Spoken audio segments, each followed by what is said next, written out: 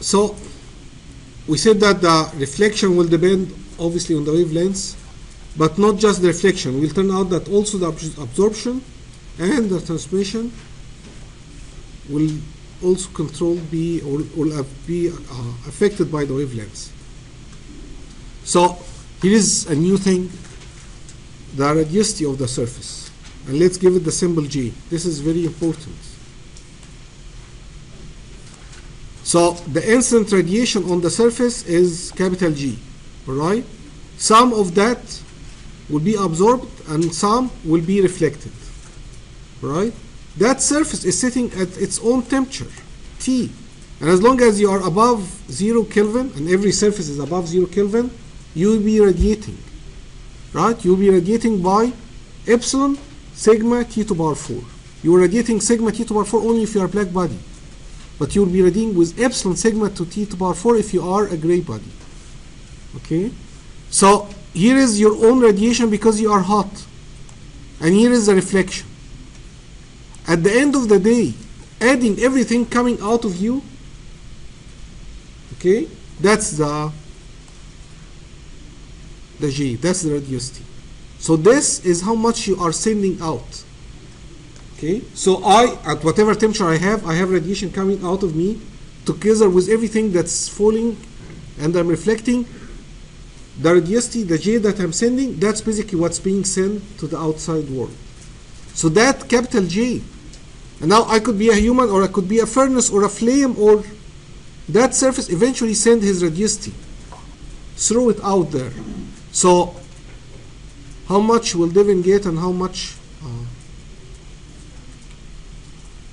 will Bob get out of my radiosity? Say I send 100 watt per meter square multiplied by my surface area, this is how much watt I will get. How much of that will Devin get falling on him?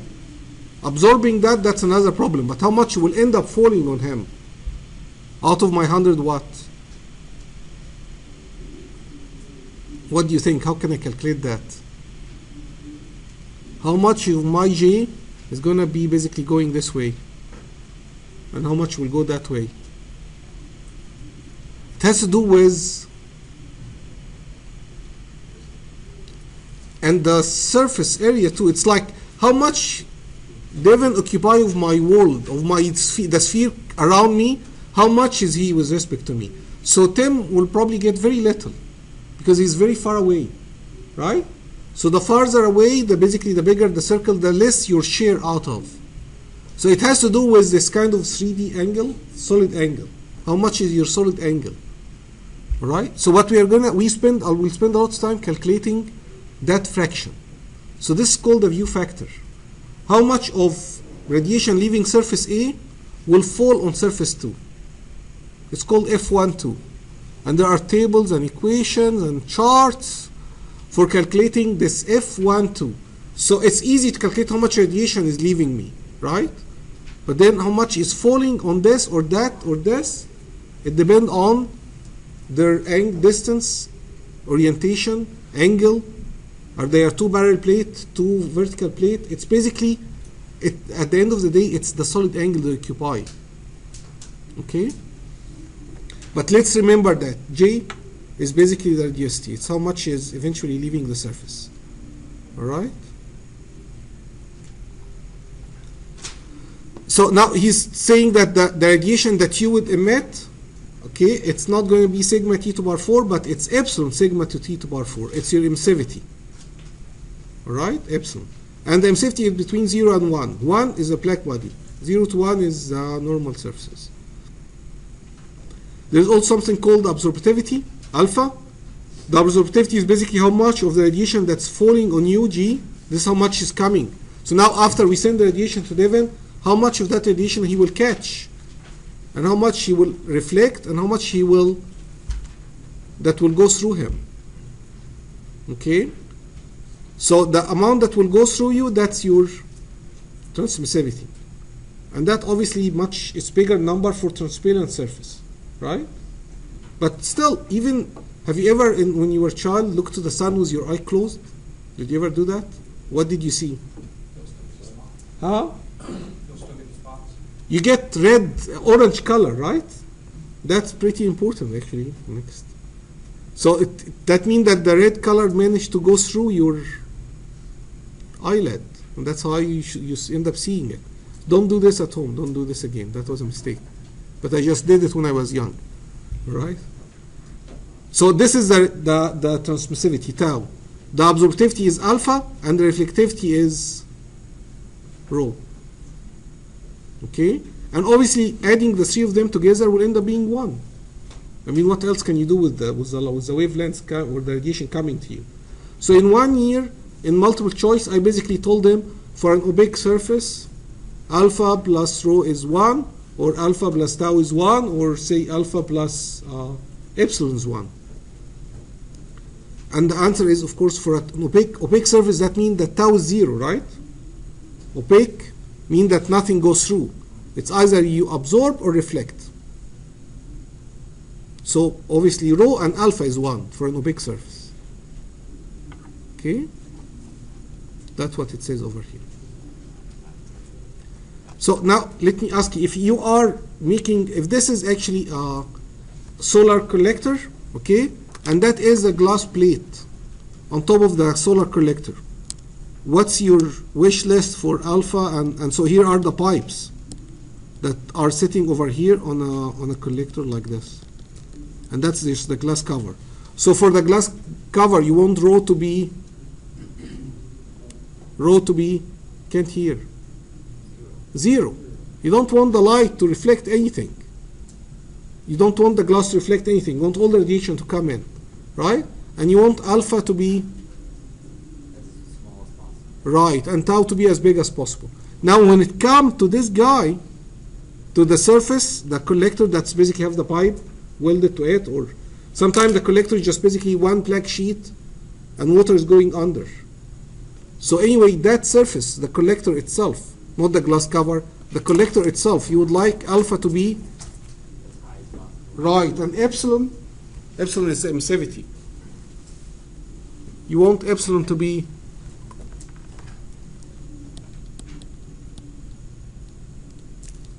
alpha, it should be really, really big, and epsilon should be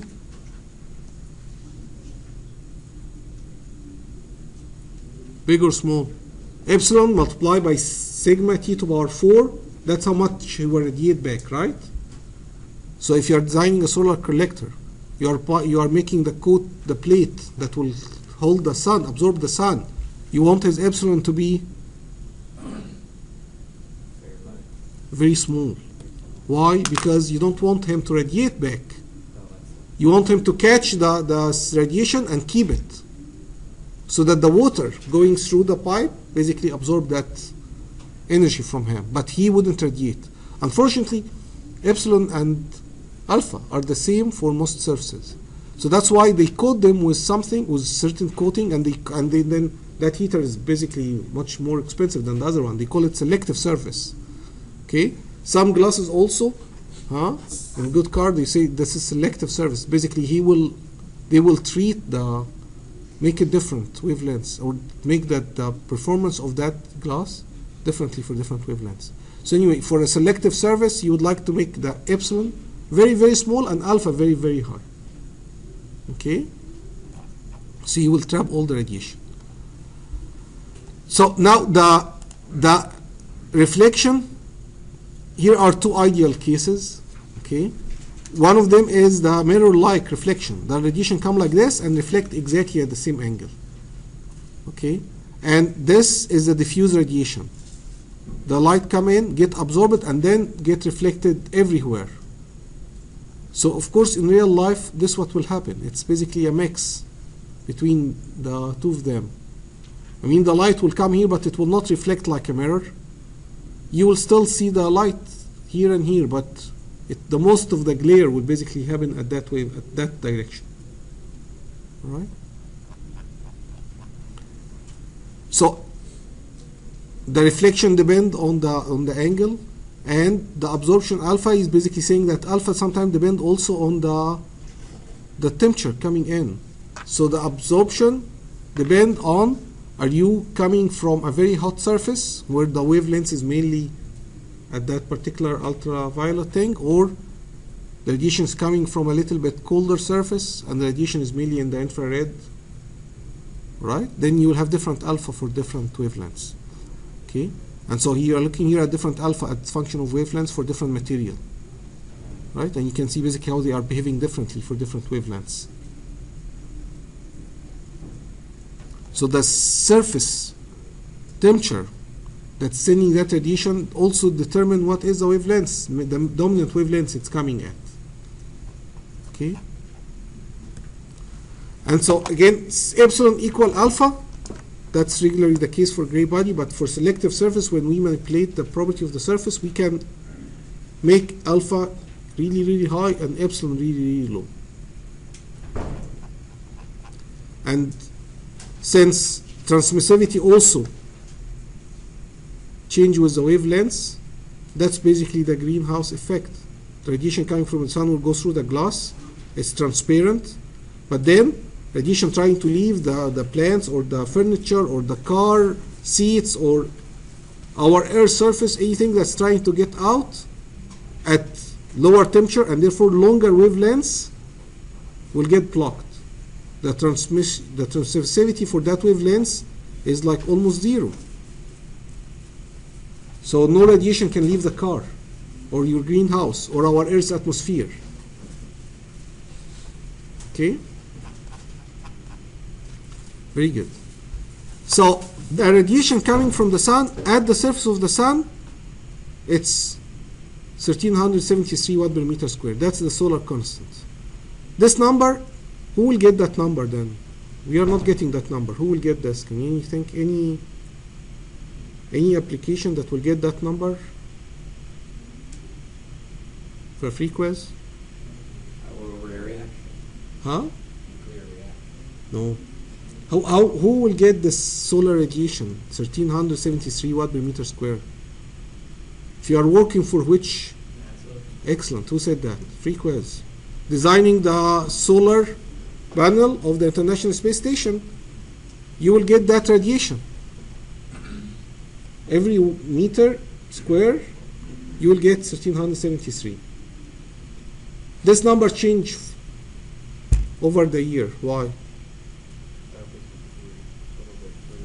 We get a little bit closer to the sun and a little bit farther away from the sun. So that's a big deal. I mean, when you get closer or farther away, you are a bigger circle now from the sun or smaller circle from the sun. Your share of radiation leaving the sun get bigger or smaller.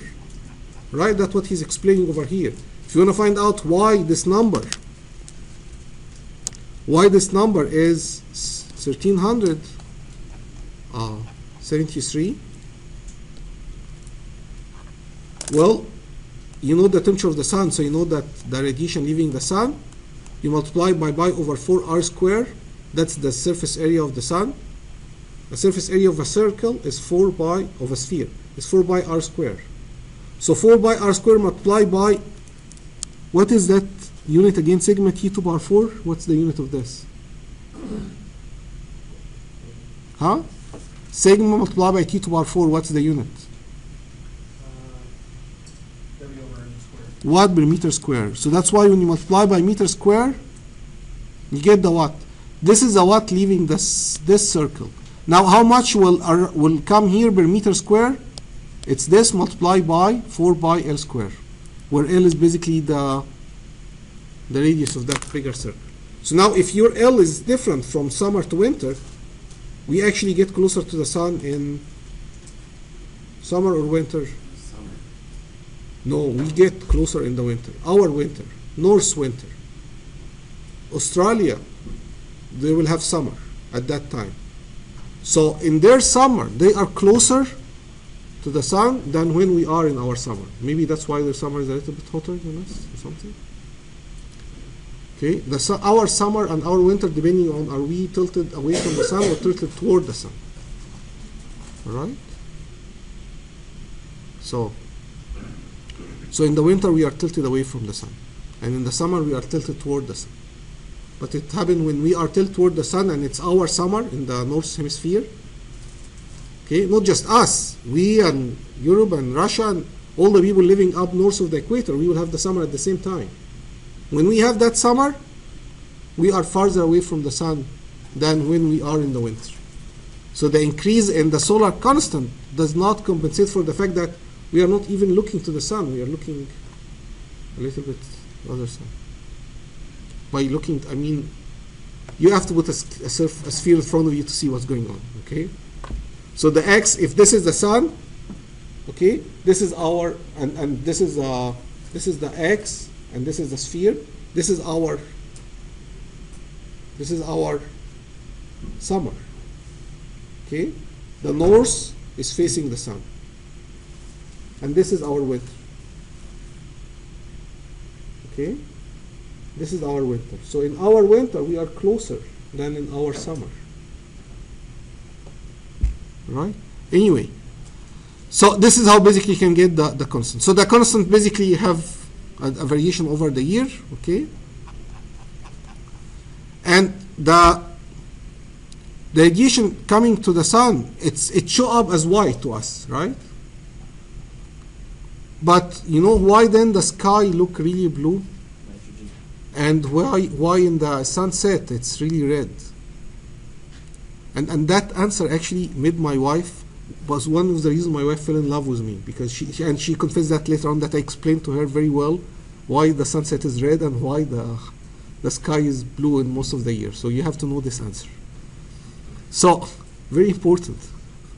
So why the sunset is red and most of the time the sky is really blue? Well, here is the answer. It turned out that the blue and the violet, those guys get scattered very quickly. That short wavelengths from the air molecule, the nitrogen and the oxygen molecule in the atmosphere, they scatter those wavelengths immediately. So when the sun is coming with all the colors and hitting the atmosphere, the dome appear blue because basically that's the scattered light. So the beam actually, if we step outside the Earth's atmosphere, how does the sky look like? Black, except for the sun in front of you, and everything is black. You go under the Earth's atmosphere, and that dome is basically the light coming from the sun. Go to the right and the left and right and the left. So it appears that the whole dome is emitting light toward you. That's basically the reflection and refraction, and it's all the scattering happening. So that's what you see, okay? It's mainly dominant by the blue and the violet. So now what happened at sunset?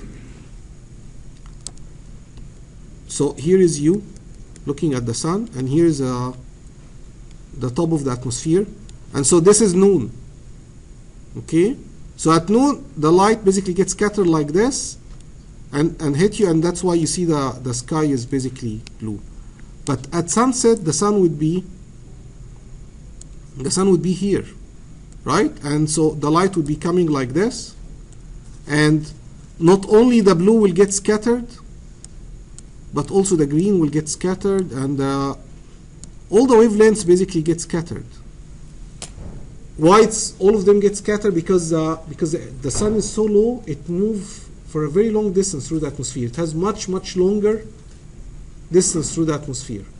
So all those wavelengths basically get scattered, and the only one that survive is the red. And the closer you are to the sunset, the more red it gets, because even the orange gets scattered, even the yellow gets scattered. Now you just have pure red that's coming toward you. Okay, I did explain this much better actually another time. But anyway, that's what happens. All right. So the point is that the scattering is also a function of the wavelengths.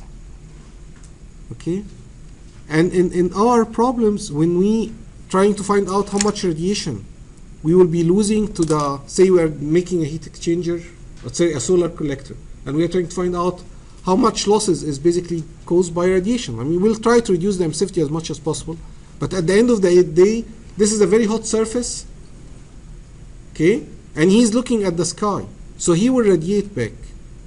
So when we do this, the sky will be at T sky, and that temperature is not the air temperature. That will be an effective temperature that basically represents the radiation that you send back to the sky. All right? So in the problem, you will be given what is the T sky. And again, it's not T ambient, but it's the number that will get you exactly the same radiation that you would have basically exchanging with the dome, right?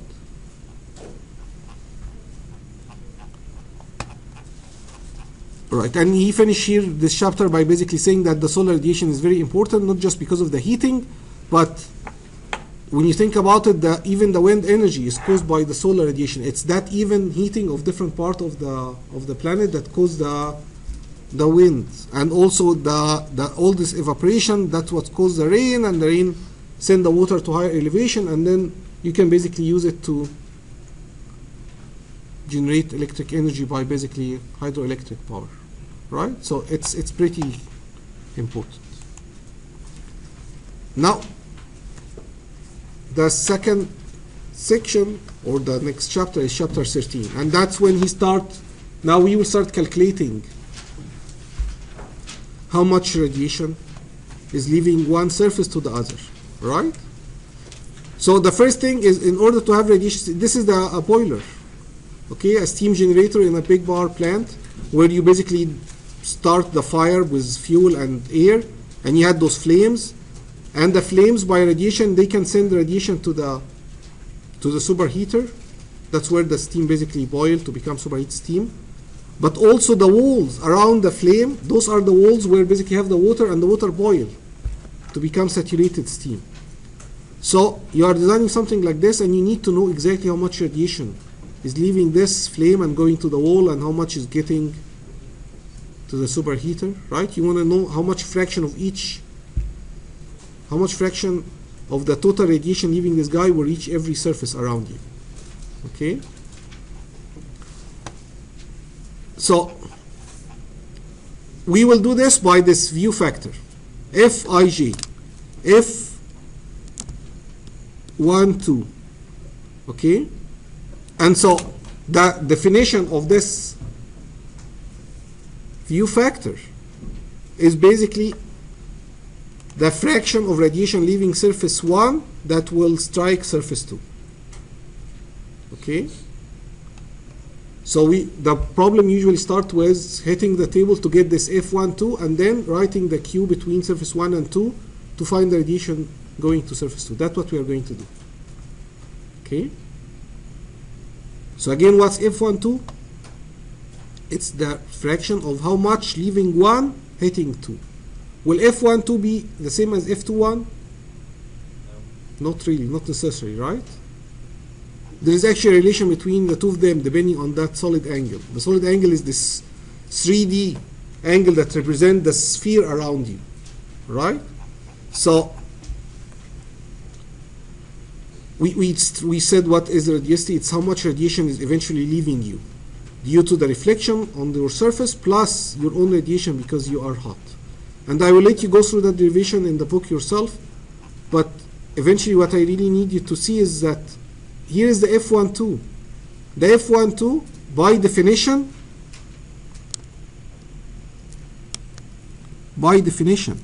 it's the Q leaving A going to 2 divided by the radiation leaving A.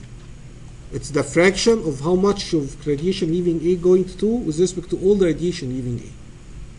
Okay, so if F me to Devin is 10%, that means that Devin is getting 10% of all the radiation leaving my surface. Okay? And so if you follow that derivation in the chapter 13, this is very important rule that we will use to solve a lot of problems. That A1 F12 is the same as A2 F21. And this is coming straight from looking at the derivation of the Q. Of the Q, and then dividing it by Q2 to come up with a fraction. So why this reciprocatory rule or relation is very important? Because sometimes you'll find F12 in a table, but he's asking you for F21.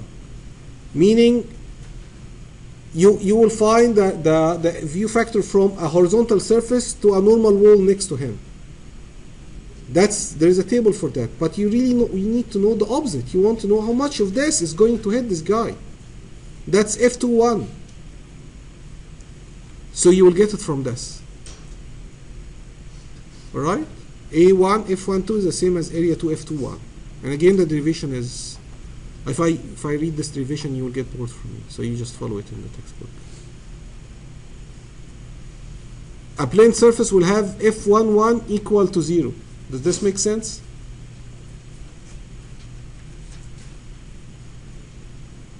Does this make sense that F11 is 0? Because any radiation leaving him cannot fall on him. He cannot see himself. Right? But for something like this, F33 is not 0, right? Because some of the radiation leaving him will end up falling on him. Notice that if one of you are thinking right now that, but it doesn't matter, he will not get hotter because of that radiation. You are right. The radiation leaving you and falling in you will not really change your temperature, will not change the energy balance. Because whatever you are losing, you are gaining. But still, when you are trying to count how many are going this way and how many is going that way and how many, you need to know how many exo come back to you. That's part of the fraction, because at the end of the day, all those fractions need to be equal to 1. Radiation leaving me need to 20% going to Robert, 20% going to Devin, and the rest of the 60% need to go somewhere. So maybe I have F11 equals 60%. That finished the balance. Okay? So again, so this will not radiate to itself. This will not radiate to itself. This will. And this is also very important. Look at this. Inner surface surrounded by an outer surface. Completely surrounded. F12 is 1. All the radiation leaving this small surface will end up falling on the bigger surface. So let me ask you, is F21 equal to 1?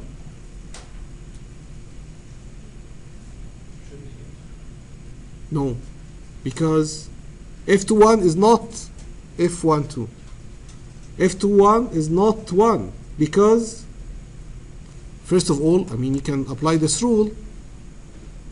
You realize that, well, that doesn't, if F12 is 1, but you multiply by area 1 and divide by area 2, obviously F21 will be smaller than 1. And also you look to this and you realize that this guy, surface 2, must have an F22. He can see himself. Some of his radiation will end up falling on himself or on itself. Okay? So let me tell you, when I was undergrad student, the most confusing part of this chapter was all those F things. That once we cross this threshold, once you will be able to put your hand on the fraction, the equation for the Q itself is a piece of cake. Okay? So you need to focus on how you can get those different F. Right. So the tables will be something like this. So here are two basically parallel surface. So you can guess that the fraction of radiation leaving one of them going to the second will depend on how far they are from each other, right? The closer they get to each other, probably their Fij will end up being at the limit. When you push them against each other, 1. All the radiation leaving this guy will end up hitting that guy. But as you are getting farther and farther away, this represents very little of the sky around or the world around this upper surface, right? So you can find how the equation, this is the equation. So you just plug basically the x and y. Its dimension is x. It's x over L and y over L. You plug x over L in this equation, you get Fij. All right? And what if they are parallel disk? Well, here's your equation. What if they are normal, not parallel to each other? Here is the equation for Ig. Again, it's function of basically the Z and W. Dimension is Z and W. All right? Z over X and Y over X. You plug it in here and you get the... So you must be wondering, well, this is too long. I mean, this, I will spend the exam actually subtracting the numbers in this. But it gets better. There are charts. Charts will make our life easier. Right? But anyway, so here is parallel plate with center around the midline. So those were identical, parallel plate. And So this one is basically, this guy is smaller than this one, right? And here's Fij, and here is with as an angle between them, all right? Perpendicular plate with a common edge, again with different lenses. And by the way, those are infinitely long. This is long 2D. It wasn't infinitely long, and therefore this is kind of a 3D problem, right? Like in a room but this is kind of theoretical in a very long channel, right? So the equation get easier because of that, because it's 2D. So three-side enclosure. So basically, how much each one of them is reflecting to the other two. Infinite plane and row of cylinders. How much this guy is sending to each cylinder. So that's basically heating your grill, kind of, right? Or heating the water pipe in a boiler. And here is a chart. So rather than using this long equation, you can use this chart. If you know the L2 over D and L1 over D, rather than the 3 long equation, you can just hit here and read the F12. Okay? And the 2 perpendicular, again, rather than this long equation, you can use this chart. Again, function of L2 over W and L1 over W. L1 over W and L2 over W. You just come and read the fraction. Right? And 2 disks. And 2 concentric equation. Alright? And so F21. Why he doesn't have F12? 2 is the outer surface and 1 is the inner surface. Why you don't have F12 here? Excellent. Excellent. And so that's the F21 that's not equal to 1. Right? Alright. And so here is so why F21 is not 1 again? Because there is F22. Here's the F22. This is how much radiation leaving 2 will end up hitting 2 as well. Alright? So this is the reciprocatory rule. FA1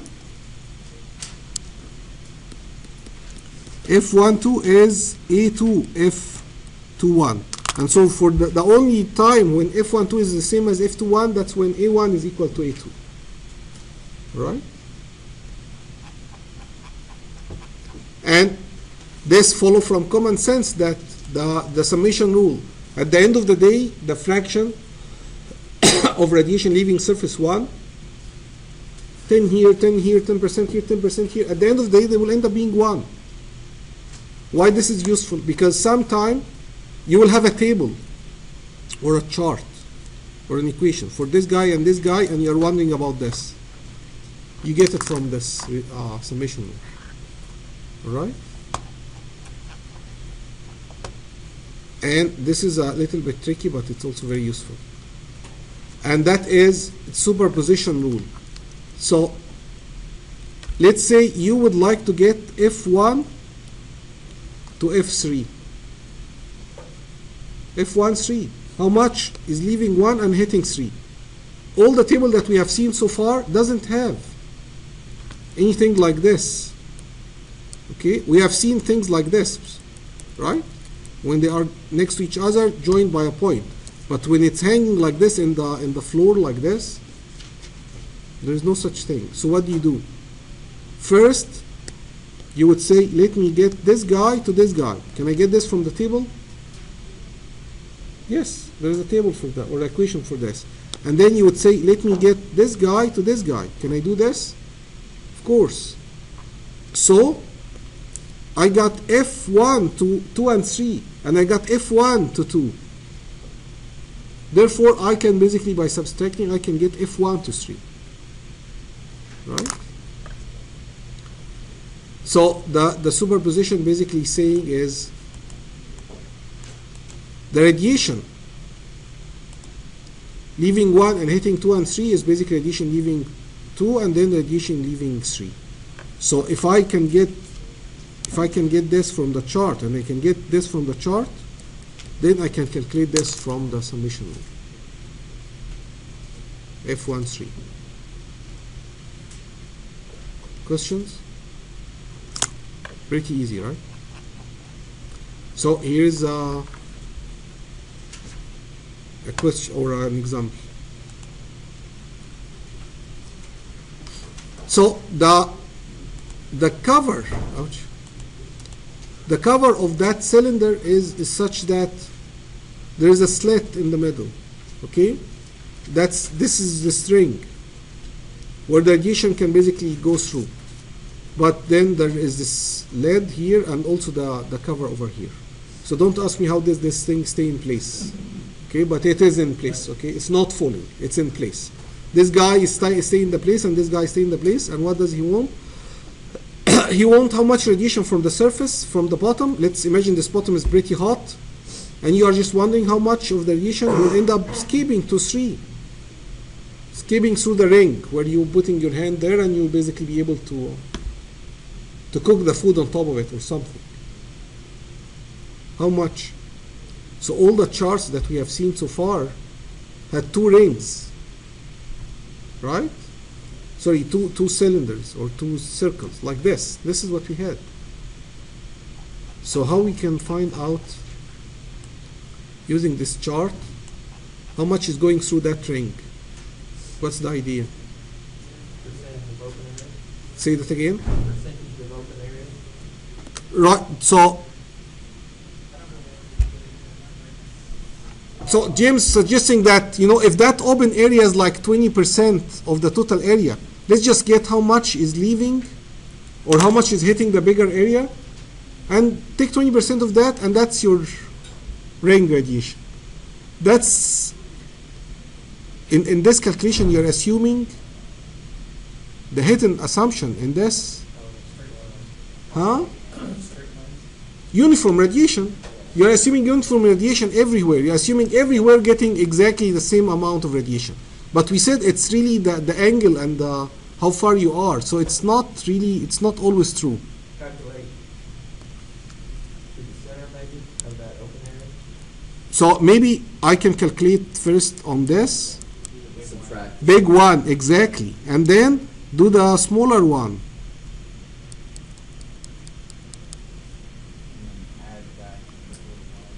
And the difference between them would be the ring. So this is basically this. And this guy,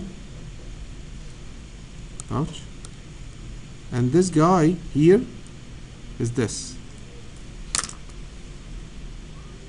All right?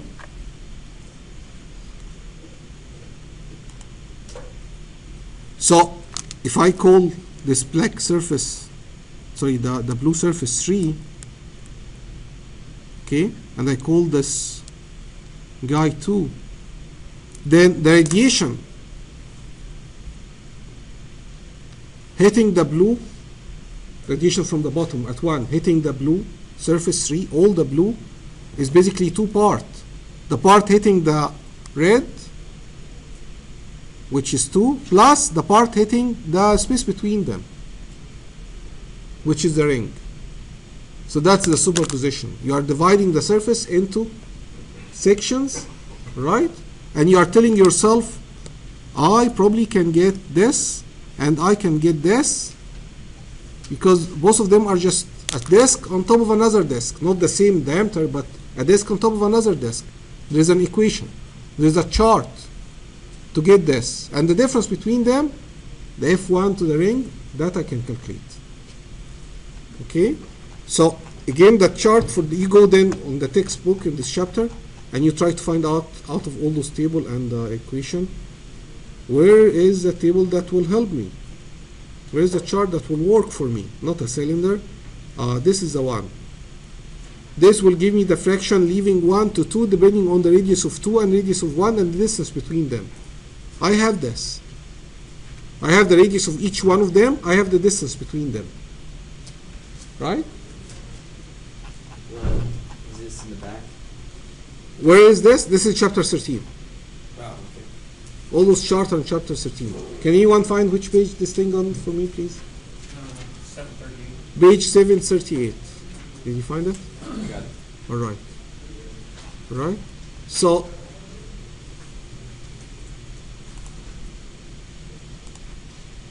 let's take this chart with us.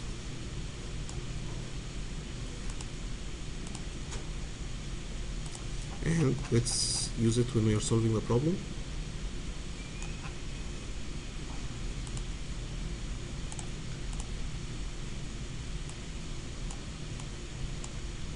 So here's a chart. All right. Well, let's put it here. And so you can basically see that what he's trying to do is, well, he needs the L over R1 and R2 over L. Those basically are the curve R2 over L, and the x-axis is L over R1. L is the distance, R1 is the radius of the bottom guy. All right. So this guy is 1, this guy is 0.4, so we come here at 1 and 0.4. And where is 0.4? It's like around here. And he read the F12 and it's around 0.06. And then he come for the other one and it's 1 and 0.9. So here is at 1 and he go to 0.9 and he read, so where is 0.9? It's like here. He read basically 0.27. Okay. And so now he got F13 and he got F12, 0.27, 0.06. The difference between them is F1 ring. That's 0.21. Question about this? All right? Why? So this is from the chart, and I guess if why it's different? Are those different numbers?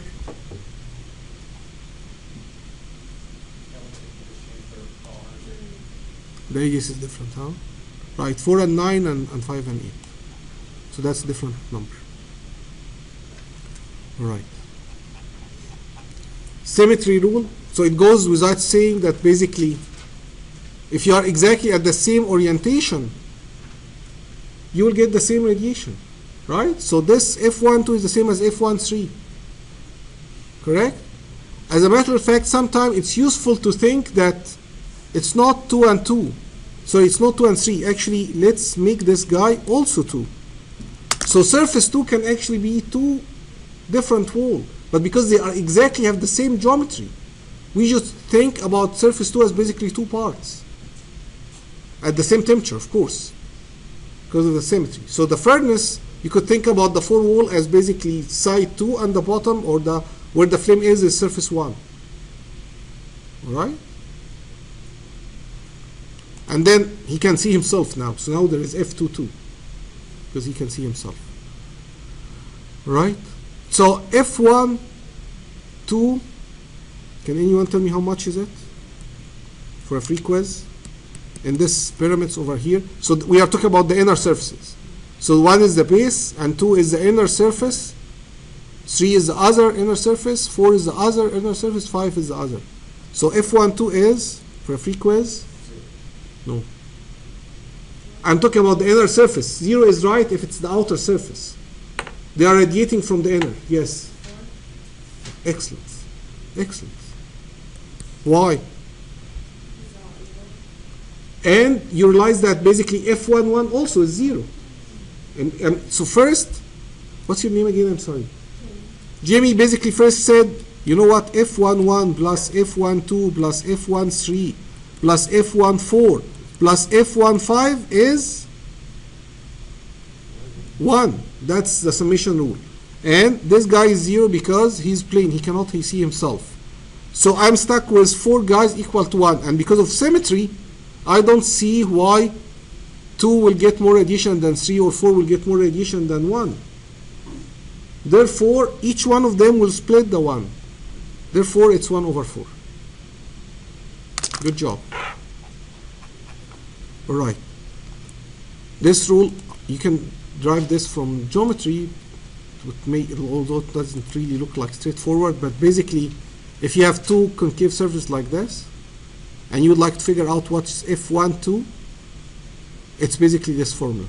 So L5 and L6, those are the two diagonal, minus L3 and L4, those are the two edges. Divided by 2L1, you'll get F12. Okay? This is really, well, that's the way you do it if the two surfaces are not plane. If they are curved, that's how you do it. Right? And this is infinitely long, so he's solving a 2D problem. It's not 3D. So, I mean, we don't have to solve this example really, but basically, if you have the geometry, all you have to do is just supply the numbers, right? The two diagonal, the two edges over. If you're doing F12, it's 2L1. If you're doing F21, it's 2L2. So just follow the formula, supply the number n. You'll get F12. All right. So now the final moment. Why we are doing all those F's? We need the Q. Now we are going to get the Q. All right. So if you have two surfaces, one of them at T1 and the other one at T2, okay, each one of them, those are two black surfaces. So the radiation here is a piece of cake. Sigma T to bar 4, there's not even an epsilon. This guy is radiating at this EB. Let me do this in different color. The EB1, the black body radiation of surface 1, is simply sigma T1 to power 4. And the black radiation of surface 2 is sigma T to power 4. You multiply by area 1, that's watt per meter square, multiply by meter square, that's how much watt is leaving him. Okay? The same thing over here. The black body radiation of surface 2, sigma T to power, sigma T2 to power 4, multiply by area 2, that's basically what. So, this is how much radiation leaving 1. This is how much radiation is leaving 2. So now at the end of the day, if you want to get Q dot 1 to 2, how much the net heat flux from 1 to 2?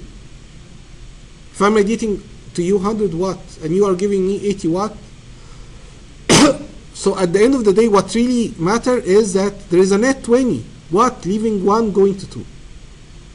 So that's what he's trying to do over here. He's subtracting the radiation leaving 1 going to 2 minus the radiation leaving 2 going to 1. So this is all the radiation leaving 1, multiplying it by F12, and that's specifically how much is going to surface 2.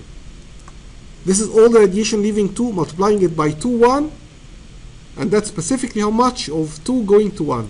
And the difference between the two of them is the net Q12.